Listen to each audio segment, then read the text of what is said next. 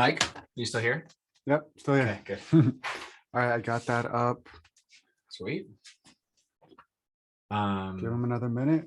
I think it's about time, right? It's about time. Yeah, let's do it. Do you do you want to do an intro? Do you want to introduce us? Yeah. Okay. Yeah. All right, everybody, we're gonna go ahead and get started. So welcome to I think this is our third EMA point of care ultrasound webinar. I wanted to welcome Jacob Avila to the EMA POCUS webinars. You can see we're in a new place and Jacob has an entire setup here. So definitely upping the AV game a little bit. Just for everyone who doesn't know me, my name is Mike Macias. I'm the EMA ultrasound director. And then I wanted to introduce Jacob Avila, who's now one of the EMA providers at Temecula Valley Hospital. Yeah. He's also the creator of Core Ultrasound, which is a big ultrasound website that basically teaches ultrasound across the world. So I'm super excited to have you here, and we're really excited to be able to collaborate on this presentation. Awesome. Yeah. Thanks for being here. And in case you guys don't know about Mike Macias, he also has an amazing website called the POCUS Atlas, which you should definitely check out. And he also is an exceptional educator that I'm learning a lot from. So very excited to be in Temecula. Thanks. And excited to have this at my house in my little office here. What are we going to talk about today? So I think the focus of this webinar was really to talk about how do we use point of care ultrasound for really the big saves, right? Where does it really make that difference? And we've really looked at the data, right? And a lot of the studies have shown benefits here and there, but really when you look at it in a case basis and really find where it made that save, I think that's where it's really powerful. So this talk is all about great saves, preventing morbidity and mortality. So we're going to run through some cases and show you guys how point of care ultrasound really made a difference. Perfect. All right, here we go. Oh, we got to do the disclosures. Yeah, disclosures. Disclosures. I work currently for Butterfly. I have worked for Vave in the past. And then I do some consulting for Butterfly and Echo, but we don't have anything related to that in this talk. Brilliant. All right, let's talk about our first patient. Now, this is your patient, right? This is one that you had. All right. Yeah. Tell me about it. So so the chief complaint of this was fall, right? We have a patient coming in. Fall. So it was a 75-year-old, fully vaccinated, basically came in with a fall. He's like, you know what? Last night I was getting up, I was walking around and I felt some chest heaviness for a second. I didn't think much of it. And then I tripped and I fell. So, you know, the classic fall at night, right? Right. Yeah. We get those all the time. And so he came into actually a sister hospital of ours and ended up getting a workup and was transferred over to us as an end STEMI because he had a troponin that was elevated. Got it. And at this point, was he complaining of any pain or any symptoms or anything like that? He wasn't really complaining of anything. Got it. He just had some cuts and was like, you know, they told me I had a test that was high and now I'm here. Okay. And I feel fine. Yeah, that never happens, right? People come in and like, I don't know, the doctor made me come here. The doctor made me come. Yeah, for sure. So we get this patient, right? This patient's now at our hospital. And now it seems pretty easy, right? We got an elevated troponin. Slam dunk. Cards admit, right? Yeah. I mean, they got to go to the cath lab either now or in the morning, right? Patient. Right. Are they like stable at this point? Stable. Yeah. Well, let's look through the vitals. All right. So the patient, these are initial vitals on arrival to our hospital: 125/62. Heart rate 101. Borderline. Little bit, maybe red flag, maybe not. Okay. Oxygen 96%. Respiratory rate 20. Afebrile. Okay, so not. What are you thinking now? I don't know, like not super sick, heart rate of 101. I'm assuming you just got them into the emergency department now. So maybe it's just like, you know, they get up, they go from the stretcher to the ambulance stretcher to like the hospital stretcher, and like maybe that made the heart rate go up a little bit. Yeah. So I'm basically like, I'm unimpressed with these vital signs, basically. Okay. I mean, the patient, they're here because of an elevated troponin.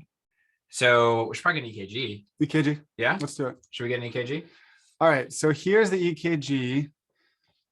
This was actually the EKG that was done at the other facility, but we had a shared system. And so, yeah, I mean, I see some stuff, right? I mean, if you look in V4 through V5 over here, I don't know, like maybe a depression, like a mild depression over here. I see a T wave inversion in 3 AVF, maybe some flattening over here. So, I mean, there's some evidence of ischemia, right? It looks like lateral, maybe just lateral leads with some depression. So something, but not something that I'm like, oh my God, like we got to get this guy to the cath lab immediately. I mean, no big ST elevations on here. Yeah, nothing obvious. Yeah. All right. So then let's go ahead and move on. So these were the troponin trends. By the time the patient was in our ED, look at all of these troponins. So this is high sensitivity troponin. So some of you guys may not be familiar with this. So 450, then 499, 672, 695, and 678.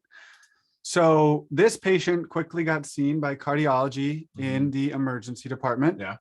And this is what's cardiology's recommendations.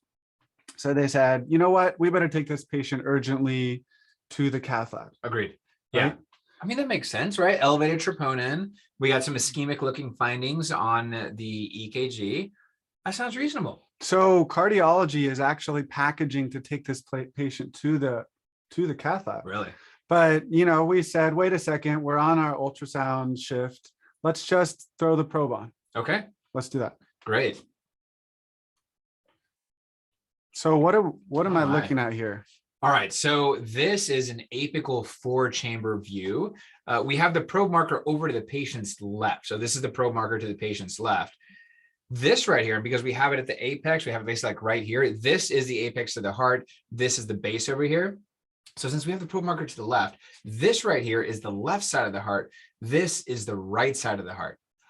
Now looking at this, I mean, surely not. Your probe marker is not flipped here, right? Surely not.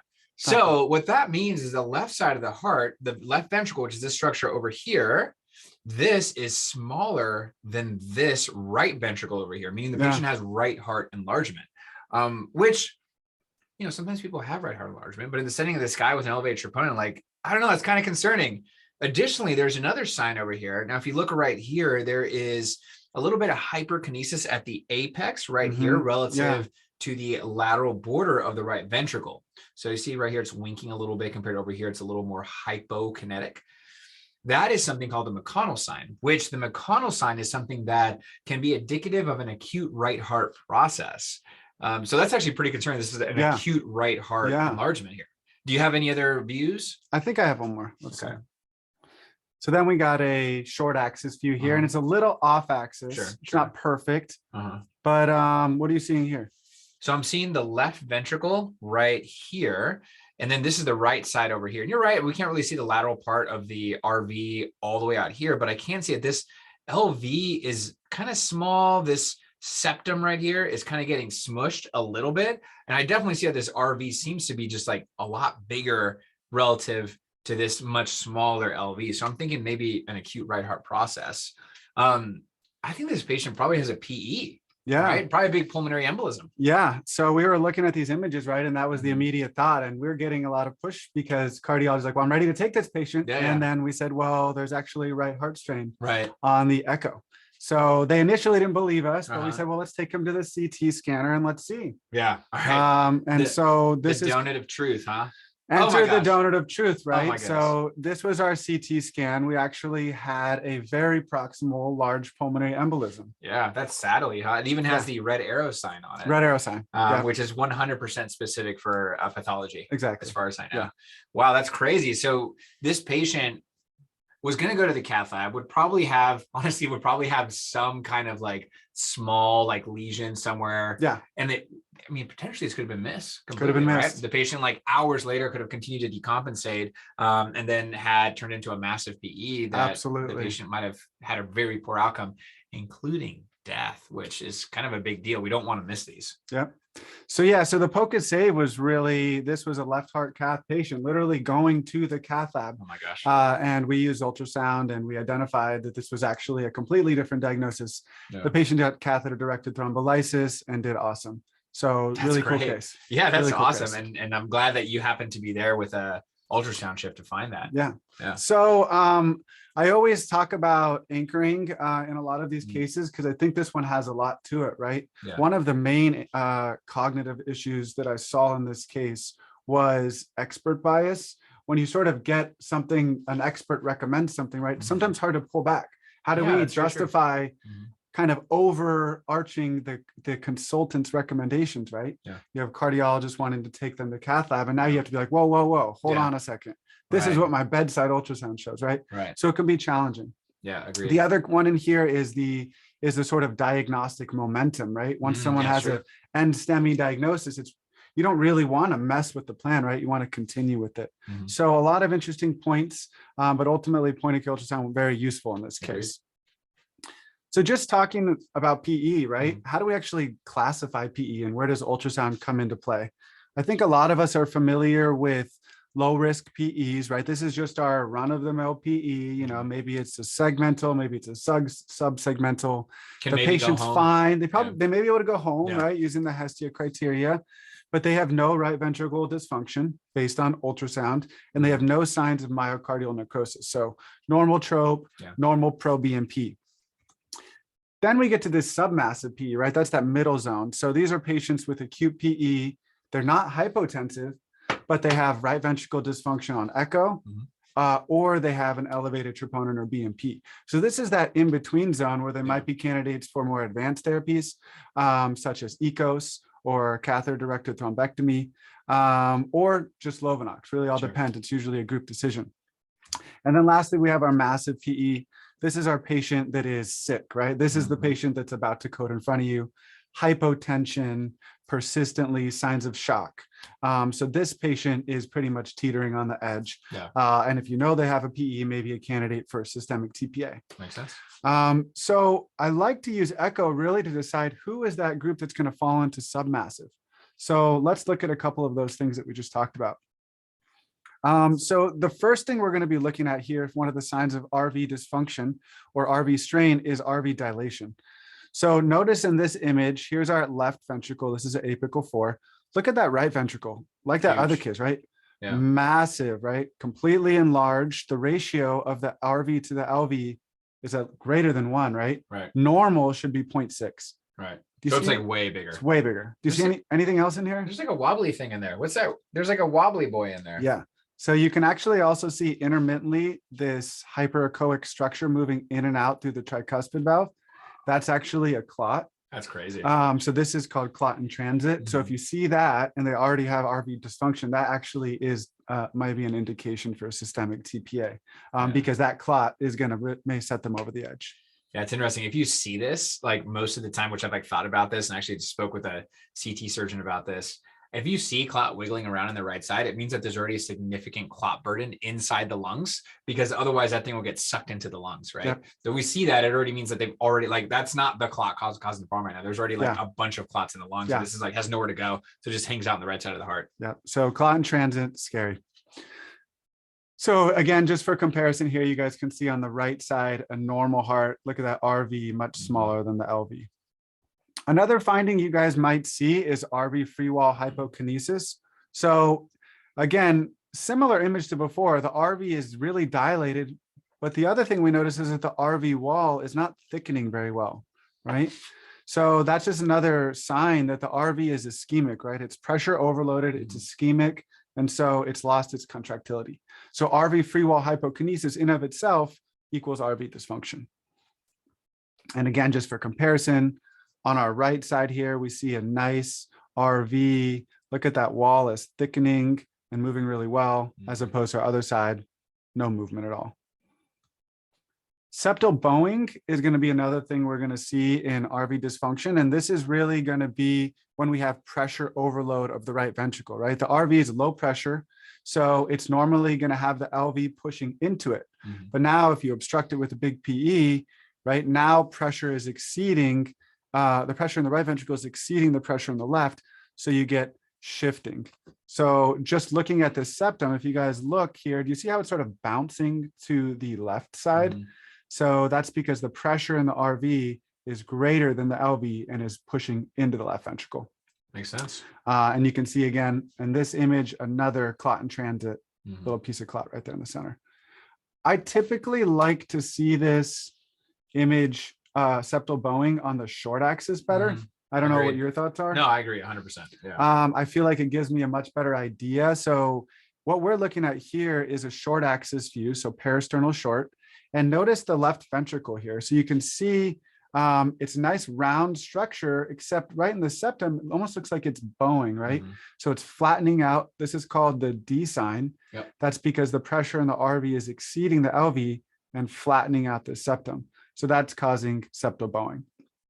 Compare that to a normal one on the right. You see that nice circular appearing left ventricle. Big difference. Big difference. So septal bowing, remember your peristernal short axis, that equals RV pressure overload.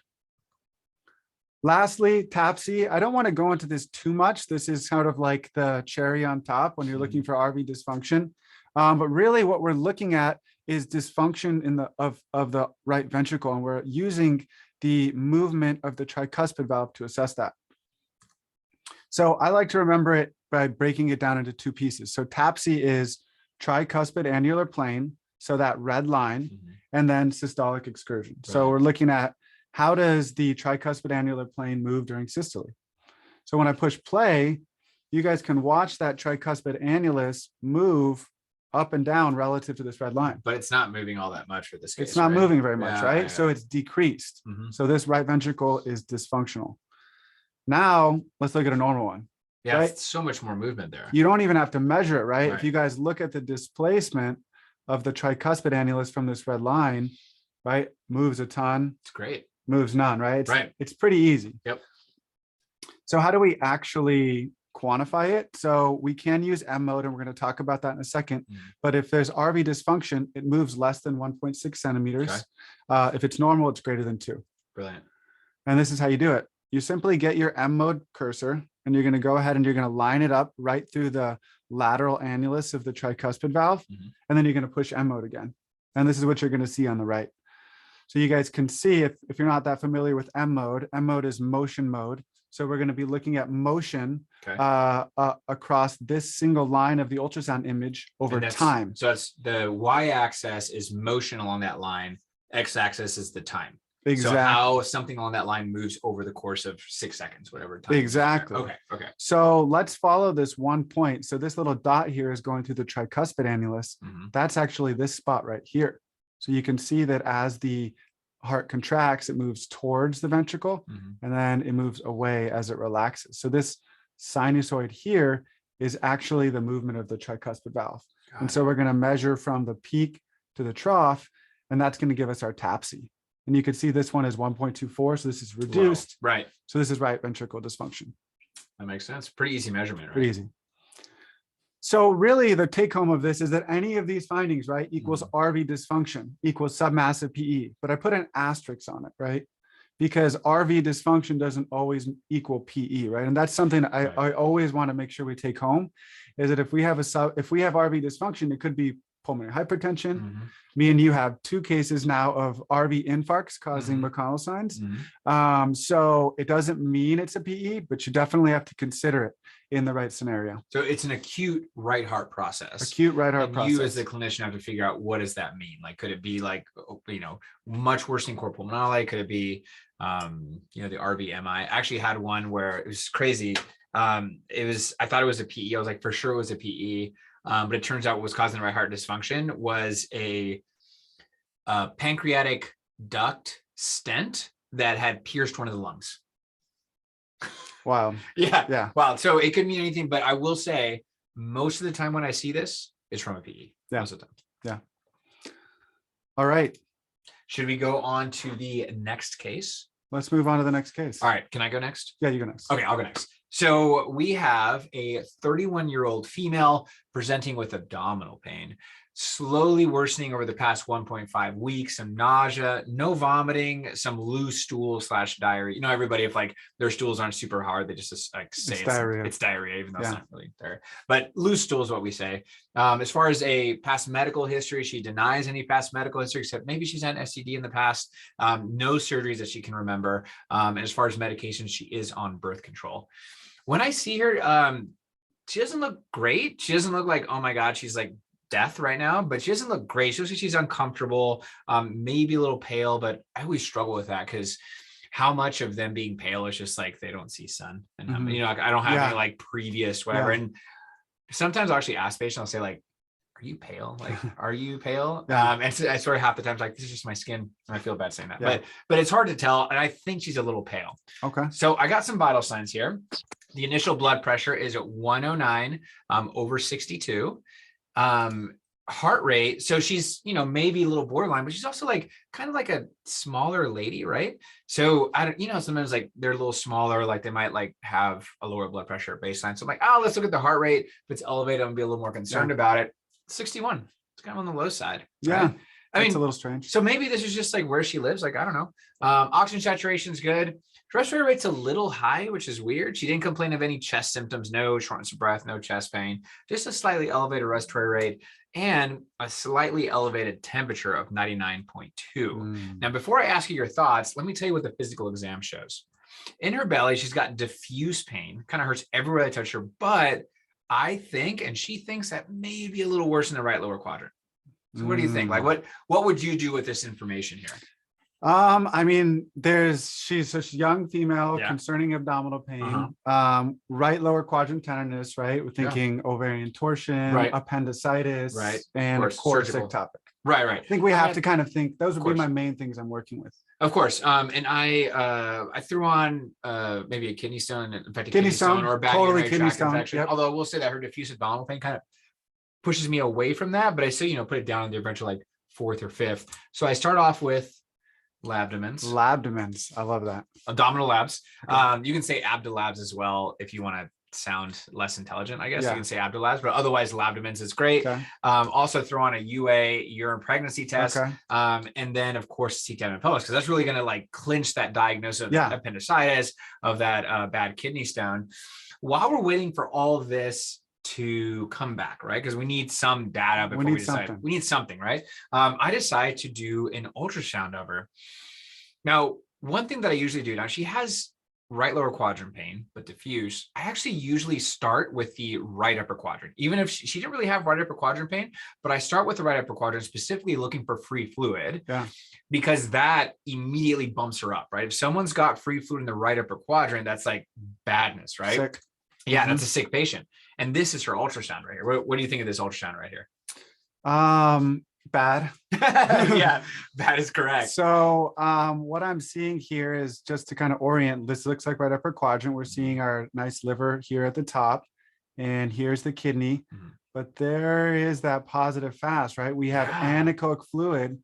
One, I like this image because it shows how abundant fluid is usually at the liver tip, and then sort of tracks down into Morrison. So we got free fluid in a young female. So at this point, I'm worried about an ectopic. Of course. And if you look right here, you see that little kind of boogery thing right there? Yeah. That's a little bit of clot too. And that's what kind of, sometimes you run into issues, I do, where you might have a patient has abdominal pain and you're wondering like, could this be just ascites from liver disease or could it be clot? And if you see these kind of like wiggly things in there, most of the time it's clot. So this lady who honestly had been in the ER for maybe 5 minutes, immediately ectopic pregnancy goes high up in my differential, even though she was on birth control. I went ahead and looked down in the pelvis as well. And this is honestly one of the reasons why I suggest looking at the right upper quadrant first. Now, what I'm going to do is I'm going to kind of pause it. To the untrained eye, is there free fluid in this pelvis? No, right? I mean, we have the bladder here, we have the uterus here, and then we have this thing up here, right? This is what clotted blood looks like. And that's one of the reasons why I look in the right upper quadrant first, because if someone has a ruptured ectopic in the pelvis, sometimes that just will turn into just clot, especially if it's been there for a while. Remember, this lady had abdominal pain for a week and a half.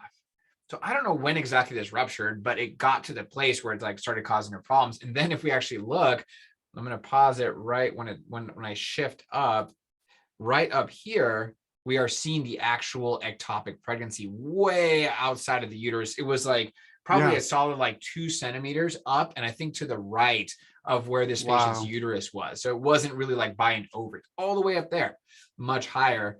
Now let's get some repeat vitals, obviously, now that we know this. And she is doing significantly worse, right? I mean, she's now 89 over 50. Her respiratory rate was 35.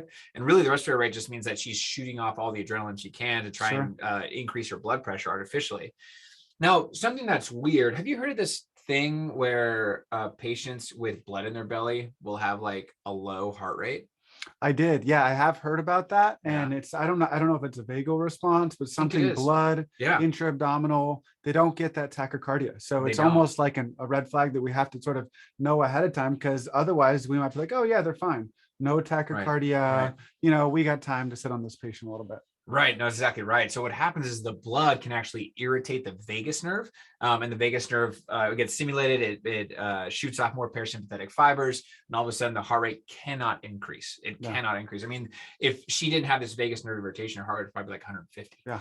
Sure. So it's a big thing to think about. Someone that has abdominal pain with a low blood pressure, even if their heart rate's normal, think blood in the belly. So we have here a ruptured ectopic, and the POCUS save is just time, to be honest. Time. I mean, sometimes the labs come back quickly, but sometimes the labs take a little while. You see this patient, borderline blood pressure, and then 3 other patients come in that you're focusing on, and you might completely like not know what's happening until 2 hours later. And at that point, the patient might get to the point of blood loss where they get sick, right? They get to the point where like they get hemorrhagic shock, which theoretically, I mean, I guess this lady did have hemorrhagic shock, right? She had signs of an organ dysfunction. She had a low blood pressure. So this changed it to wait for labs to come back. At that point, as soon as I got that information, which was 5 minutes after she got to the emergency department, typed and crossed her, gave her emergency blood, and worked on the transfer and got her out of the department within like 30 minutes, basically, because this is something that there's nothing I can do to fix Can't this. do anything. No, it needs to go to a place that has OB. Yeah, I think this is like such an important exam to be able to do, because the delay to getting a formal ultrasound is often a pretty long time, especially in a busy ED. And if you don't have OB at site, there's nothing that's helping the patient by sitting there, right? You need to get them to definitive management as fast as possible. And we've shown this too, right? The data is pretty robust that point of care ultrasound really reduces time to the OR, which is where these patients need to be. Agreed. So awesome case. So little thing on literature here, this like looked at the right upper quadrant first. It's actually kind of like evidence-based as well. This was a study, it was a little bit older, say 2007. They looked at 242 patients with suspicion of ectopic. And what they found is that when they looked at the right upper quadrant and patients in whom they suspected that had an ectopic, if they saw fluid in the right upper quadrant, they had a positive likelihood ratio of 112, which in order to use it, in order to use a test to diagnose something, you need a positive likelihood ratio greater than 10. This is 112. So basically like completely rules in that ectopic. Now, a couple of basic things just to review. The gestational sac by itself, that's this up here, this is not a sign of pregnancy. Patients can actually have ectopics and still have a gestational sac. The first sign of an intrauterine pregnancy is this little Cheerio right here. It's a yolk sac. You have not confirmed an intrauterine pregnancy until you see that yolk sac. And then when you get down the road, you'll see a little fetus with that little yolk sac there. This is a good example of why an ectopic cannot be ruled out with a gestational sac. If we look here, there's a little bit of a gestational sac. There's clot in it. That's why it's a bit echoic on the inside, because there's clot in it. But this patient definitely has a gestational sac here. There's also a bit of blood back here. But this patient had an ectopic. If we look here, I'm going to kind of go more forward in the clip. I'm fanning off to the side, and boom, we have that ectopic pregnancy right there, even though the patient had a gestational sac. This is an example of a corneal ectopic. Sometimes we think about ectopics as only being on the adnexa, but if we look at this here, this right here is the uterus. The vaginal stripe is right there. This right here is probably some stool, and you can see that this is actually in the fundus, like in the meat of the fundus of the uterus, which is still an ectopic. To make sure that something is intrauterine, you always have to make sure that that gestational sac is in line with the vaginal stripe. That's basically how you make sure it's actually inside the uterus. Because remember, you can have ectopics in the wall of the uterus. You can have ectopics in bicornuate uterus as well. The last kind of tip that I love doing is looking at very, very early pregnancies without the transvaginal transducer. So this is a curvilinear transducer. We know that it's curvilinear because of this kind of hooky thing up here, or swoopy thing. That's what a curvilinear transducer looks like. And I can see down here that there's probably a little flicker. This is a gestational sac. I'm kind of zoomed in on it. Trust me, it's intrauterine. So we can see that here, and we can see something on the inside here. but I don't really get a really good view of it. Yeah. Now, kinda if grainy. something, it's kind of grainy. Now, if something is around 5 centimeters or less from the skin surface of gestational sac, you can actually switch to the linear transducer. That's the That's vascular awesome. probe. You can see, look how much more clear that little Cheerio of the yolk sac is with that little fetus. Much more clear. So I very frequently am going to switch to that Super linear helpful. transducer. Yeah. Sweet. Should Awesome, we do? You want to do one more? Yeah. Want to do one Do you more? want to go? Yeah. You want to do one? Yeah. All right. Let's walk through this last case. Okay. All right. So last case, pretty common chief complaint. I don't know. Do you see this very often in the ED? Oh no, don't know. I never see it. I never never see see it. it? I never see Okay. it. Chest pain. Yeah. So we have a 60-year-old patient coming in with chest pain, right? And kind of the typical chest painer, right? Where hypertension, diabetes, previous cabbage, all the stuff, right? All of the things you'd expect to someone who's coming recurrent chest pain coming to the ED. She says that, you know what, I've been developing shortness of breath for the past 3 days. And then about a day ago, I really started having severe chest pain, and it's been persistent and severe. Okay. So she called her doctor. They said, oh yeah, it's probably heart failure. They increased her Lasix. Okay. But she says, you know Honestly, what? I mean, that's reasonable. Yeah. Whatever. Maybe it's just heart failure. Yeah. So the Lasix hasn't really been helping. And so now she decides to come into us to see us. Okay. So let's move on and take a look at her vitals. So these were her vitals. She was BP 141/72. I mean, it's elevated, but it's not like ER elevated. Yeah. Like I wouldn't, know, like right. I wouldn't, I've looked at that twice, right? Yeah. I'm not freaking out about that. Heart rate 105. Okay. All right. Is she on? Do you know if she's on any beta blockers? She is on a beta blocker. Yeah. So I get in real life, I'd be like, it's a little high, just like kind of like put it in the back of my mind, but not like completely forget about it. But of course, we're doing POCUS saves. That's a little concerning. Like within this setting in my office, knowing that this is about like patients that almost had bad outcomes, it's a little concerning. They're on a beta blocker, calcium channel blocker, and their heart rate's 105, right? It should be like 60. So there's something a little bit there. Again, we're looking at this in retrospect, of course, so we're attuned to it. But little tacky. Okay. 98 respiratory rate was not bad. Respiratory rate 22, and a temp of 99. I mean, essentially normal, right? It's normal. Yeah, it's normal. But don't you hate that when it's on the triage and you're like 99, right. You're like, do I have to infection? Do I have to go down this route? It's like 0.3 above like what everybody like normally is. So here's the EKG. So I didn't mention history of AFib. Okay. So he's in AFib. I so didn't PVC, have a previous to look at. Yeah. And we saw a PVC. We see AFib. It's generally rate controlled. There are periods where it goes a little faster. Sure. That's AFib. AFib. Yeah. There's nothing like shooting out to me on here. Okay. They're gonna get an ischemic workup, right? Sure. So I mean, we gotta get troponins. Yep. Should we get? So let's see what the troponins showed. So troponins were done. Okay. 87, 101, 107. Okay. So they're abnormal. The trend is not going up really high, really quickly, right? It's not like 500 or 1,000 or whatever. Like it's a little high. Little up. Yeah, a little high. What about like? Should I get a BMP too? Yeah. Chest X-ray. Let's get a BMP. Okay. Chest X-ray. Oh. So the chest X-ray was read by radiology as normal. Great. And the pro BMP was greater than 35,000. All right. Maxed out. Yeah. Lasix, BMX. And they're not super sick, so we don't need to put them on BiPAP. I wouldn't start a nitro drip here. Just a little Lasix and go home. And Lasix would be safe because blood pressure is like a little high, so it's okay. We're not gonna like get in shock, right? Yeah. So Done. Yeah. Next patient. So cardiology was consulted for this patient. They saw the patient and they said, we recommend left heart cath because of his history, right? Obviously makes sense, right? Yeah. No, every chest pain symptoms. It all makes sense. It all makes sense. It was just like slowly worsening, right? Like slowly worsening mild chest pain, has a mildly elevated troponin, an elevated BNP. They probably, I'm assuming that they haven't like had a cath in a while. So this has been a while. To be honest, like this is perfectly reasonable workup. Yeah. To like get that 100%. We have the diagnosis, right? We're done. So we were on, I was on ultrasound. I was going to ask. I was on ultrasound scanning shift again. Yeah, so I happened to just be walking by and we offered to perform an ultrasound. Okay. Let's start with the heart all right. So I'm looking at this, I see AFib. Now this is obviously focused on the left the left side of the heart, with this being the aorta. This is the valve over here. Now looking over here, like first, right, we're going to focus on this in a bit, but looking over here, it looks like a bit of a diminished ejection fraction, to be honest, which is consistent with like the heart failure. But what's super concerning, this is the RVOT, this is the left atrium, this right here is the aortic valve right here.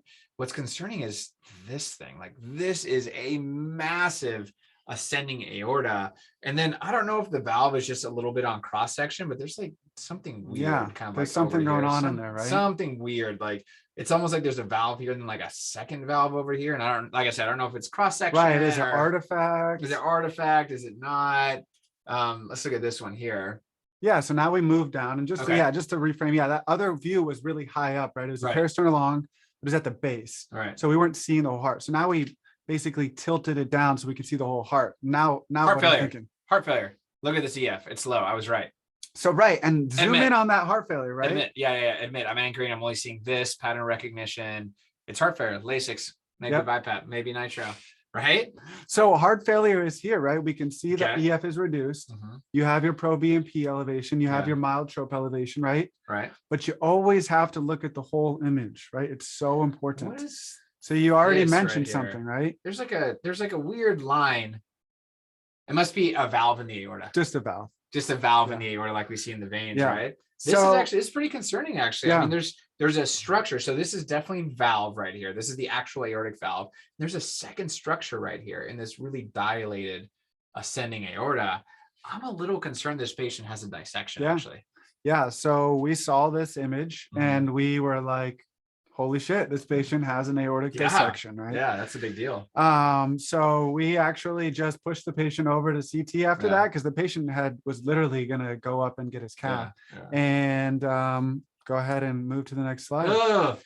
So this was their CT. That is like the biggest, like most proximal dissection I've seen in a long time. This is intense. So this patient had a type A dissection, and not only can you see it here, this was the type A portion, but you can actually see it actually extended all the way down into the renal arteries. Oh my gosh. So you can see it in the thoracic region as well. That's awesome. So this patient basically needed a surgical intervention. Right. So another POCUS save, but again, really challenging case, right? Yeah. This case was literally set up for you to fail, right? Because worsening shortness of breath, vague chest pain, BNP of 35,000, right? Yeah. But they had an aortic dissection. Yeah. So again, the POCUS save here, this was the plan, left heart cath and heparin, and the patient ended up going for a definitive surgical repair. It's completely different, right? And did well. Yeah. So anchoring here, again, lots of things to talk about. Again, I don't know if I would have been the primary on this case. I mean, generally I ultrasound almost all chest pains, so maybe I would have got it. Sometimes you're busy, you just don't know. Like sometimes you're like busy and you're like, it's so slam dunk. Do I really need the ultrasound, right? It's so heart failure, right? Really difficult case. But again, some of the things here that we're seeing is the premature closer, right? Classic premature closer case, elevated trope, elevated BNP, shortness of breath, you're done, right? You're done. So something to think about. And when things are not 100% right, the patient had severe chest pain, or at least that was what was documented.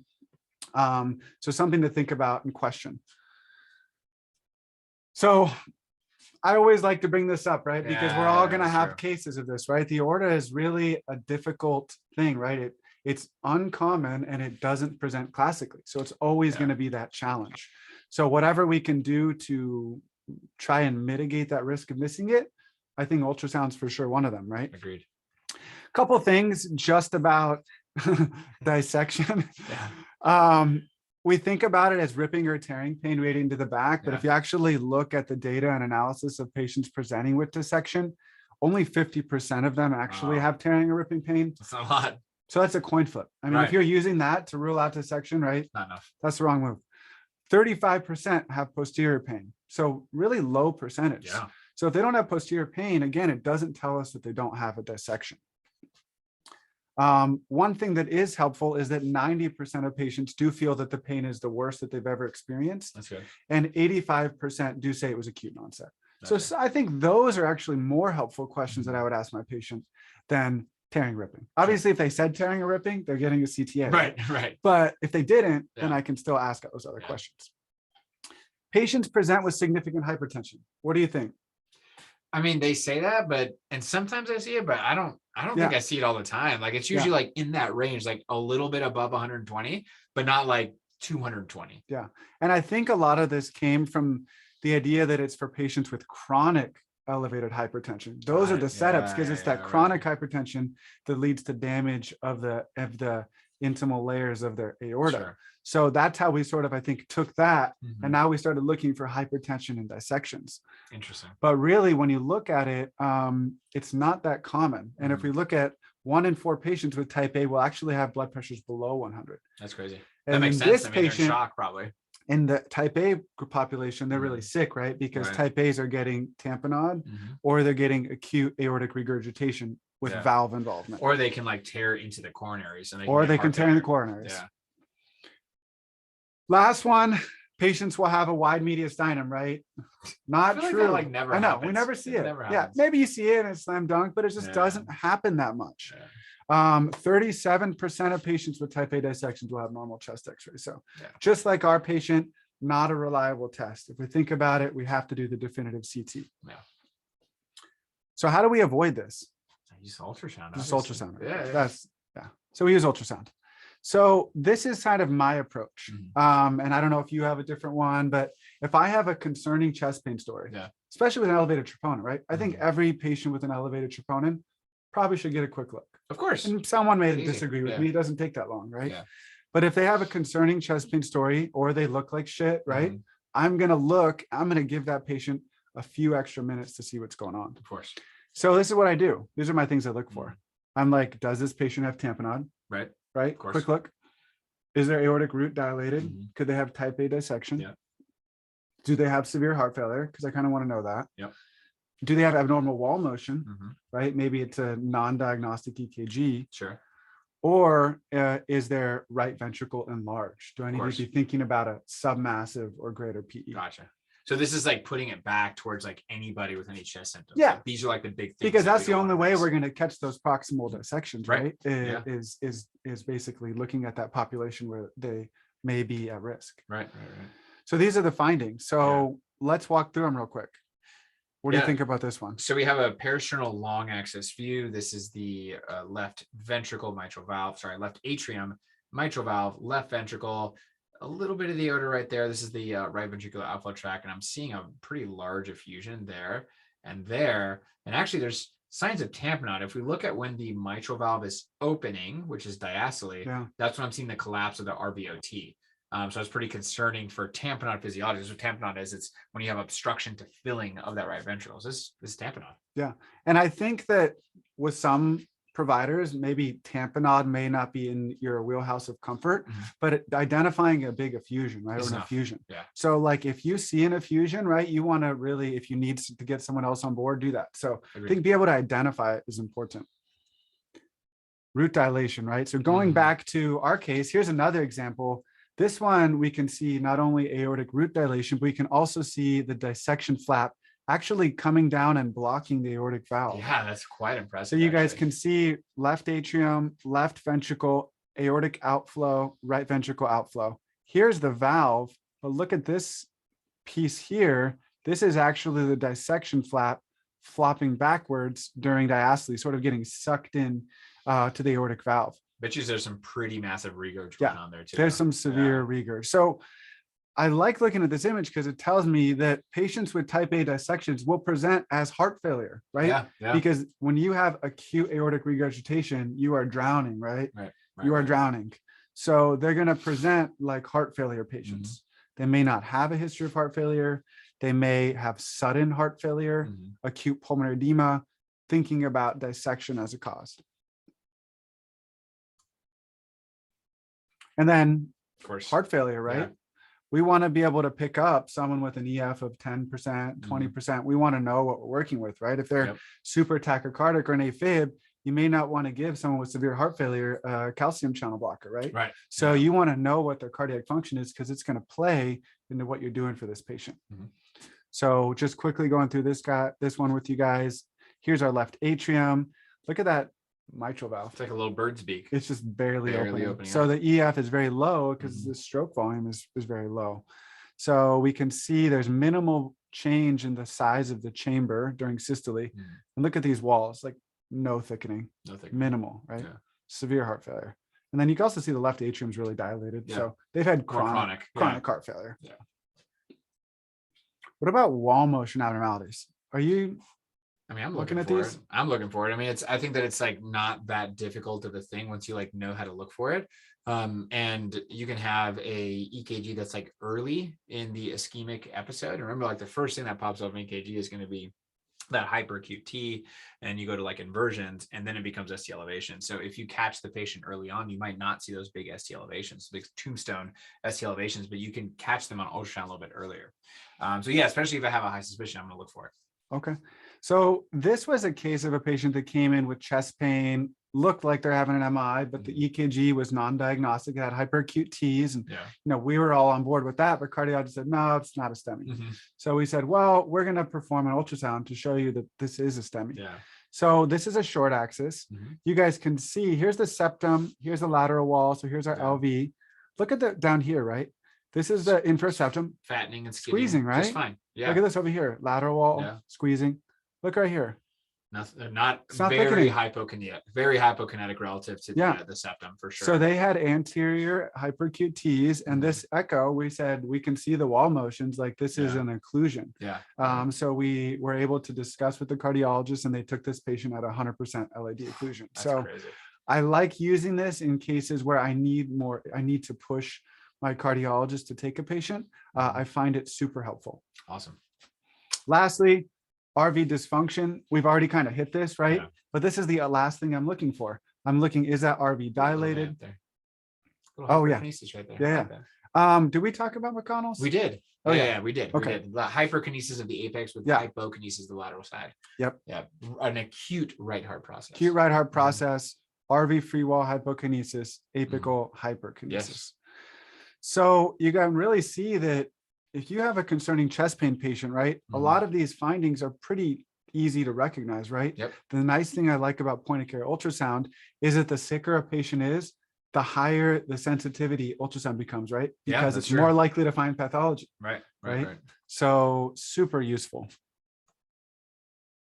Great. That's some I think good those cases. are some Yeah, those are good. Those are just three. I mean, just we have, I'm on shift and I'll find, 3 on shift where like the ultrasound like completely changed my management on the patients or sped up the position of the patient. That's the other thing too, is that we're talking like the big saves, but there are a lot of things that actually like make it good, like make it helpful here. Trying to unshare screen. Let's see. Anyone have any questions on any of those cases? Yeah. Not sure where the floating. Oh, the floating median. Oh, here we go. Stop sharing. Can you guys hear me? Yeah, we can hear you now. Oh, hey, this is Brady Pregerson. One thing that I think you guys didn't touch on, which is good to bring up with dissection, is you can often see the dissection flap like in the arch. You can do arch views. You can sometimes see it in right behind the heart when you're doing the echo if you zoom out a little bit. And then I think I'm not sure the exact number, but I think about 90% of dissections go all the way down into the leg. So you can often even see it in the abdomen, like if you look at the abdominal aorta. And that's the first one I ever picked up way back in residency. The guy didn't speak any English, and I just happened to be ultrasounding the abdominal aorta, and we saw it down there. Yeah, that's actually a really good point. And there are like a lot of different views that you can do. Traditionally, like the thoracic aorta has been thought to be a little more difficult to evaluate on ultrasound. And even, that being said, the fact that you can do the arch, so you can do the ascending aorta, the peristernal long, you can do the arch through the suprasternal notch view, kind of up here in the suprasternal notch. And then you can also descend aorta through a kind of like deeper peristernal long as well. But know that the sensitivity of the thoracic aortic exam is a bit lower, just because we can't see it as well. And then, of course, I actually also will look up in the carotids as well to just see the extension of that dissection, because sometimes it helps. Yeah, Brady, that's a super good point. Yeah, really good point. The aorta is so ultrasoundable almost everywhere. And the idea is a rule in, right? We're never, and that's kind of the take home. I think everyone probably got that, but we're not ruling out dissections with ultrasound, but if we can identify a critical illness really rapidly, and prevent it going, being treated as something else, then we can. And so if you're looking at the aorta, arch, peristernal, the whole abdominal carotids, I like to, then you can rule it in really quickly and increase the disposition and plan of care for that patient. Yeah. I did see someone else put in the comments, did they send a D-dimer in the PE patient? They did not. And that's because like I said, it wasn't suspected at all. They sent a trope, they diagnosed the patient with an NSTEMI, and they proceeded with that plan of care. I'm sure if it would have been high, if they would have sent it, but it was not considered. I've got a couple of questions on that, or comments on that same patient. Sure. This is my name's Sam. I'm working at Valley Press in the ER there. Hi, so, Sam. hey, thank you guys for a great lecture, by the way. Oh yeah, sure. On that patient, was there a pro-BNP ordered or any BNP type measurement? Do you know? On the PE patient? Yeah, that one. The PE patient, you know what? I believe there may have been, but it was not very high. I don't want to say yes or no. Right. So okay, the reason being, I work a lot of rural medicine where there's not 24-hour echo. There's usually 24-hour CTA, and the nearest like cath lab is 100 miles away, and it's all by flight and weather. It's just a disaster. So for me, bedside echo has literally saved the day, where I'll wake up the local cardiologist, I'll do a bedside echo, and then he'll convince the other facility's cardiologist to take the patient into ecos based on, because they don't trust us, in all honesty. But they always ask for pro-BNP, they always ask for a trope, and they always ask for, the extent of it and a CTA and blah, blah, blah. But in a patient with like Boeing, like D-sign, and they're just like decompensating, it's always like TNK, call a bird, fly them over, and then they'll take them to ecos and try to remove it. So yeah, I just now, anytime I'm in those situations, I just order all of these and then throw the probe right on and kind of get as much info as fast as possible. So that it's amazing to see how much you can diagnose with it. So I appreciate that. I was just wondering about that BNP. Yeah, the BNP and trope, for the cardiac biomarkers, and then plus echo. So yeah, like for the ESC guidelines, which is kind of what we use at Temecula for PE, they're automatically high intermediate risk if they have a RV dysfunction on echo plus elevated biomarkers, trope or BNP. Then they go, like advanced therapies like ecos. Yeah, awesome. Wow. But yeah, I think that's really awesome to hear the rural cases, because I think you're right. Like this is where it really shines, is you have to make that decision and you have to potentially transfer them or do something, and there's not a 24-hour echo tech that's going to come in. So that's a really great use case. Any other questions, anybody? Great. Cool. Well, hopefully this was, again, a different webinar. It was pretty fun. I don't know if you had fun. So. I had fun. Yeah. But hopefully I think we'll kind of continue to do this similar format with different themes throughout the year. So just be on the lookout for the next one. And again, if you guys have any questions, you can email us through the EMA, javila@ema.us. Is it Jacob Avila or is it Jay Avila? We'll send it out. We'll send it out. Yeah, I forget. All right. Awesome. Cool. Thanks everybody. Take care. Cheers, guys. Thank you.